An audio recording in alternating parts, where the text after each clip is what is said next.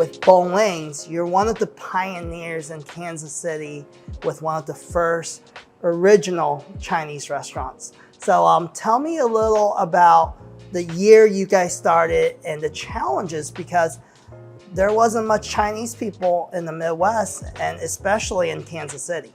I came over when I was 17 as a student, and then in the summer I worked in the restaurant, and that kind of got me into the culinary school at JUCO, and then so get me started in the restaurant. I was working for my father-in-law. They have the Dragon Inn downtown Overland Park, and I worked in there and learned the trade. We started one restaurant and small, and that was the year when Nixon came back from China. So all of a sudden, America is craving for Chinese food.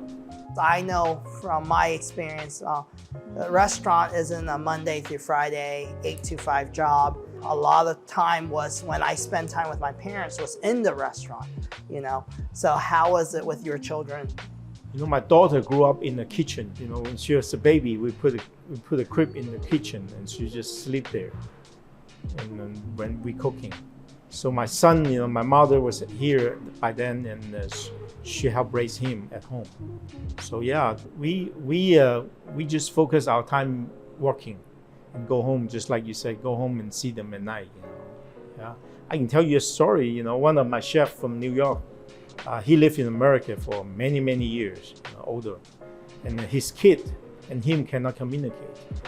His kid grew up in America but speaks English, and he works every day and goes home and he was sleeping. So, you know, by the time he grew up, they couldn't communicate. Where do you see the Kansas City Asian community today? Well, I think it's growing. I think it's growing. It's more diverse now. You know, it's people in professionals, it's people, immigrants, you know, it's people that like the restaurant business, but they also have their vision so that they do different styles, food. And I think that's a good thing, you know, because that will generate more awareness of Asian people in the community, you know, and things will open people's eyes. You know, that we have other immigrants here.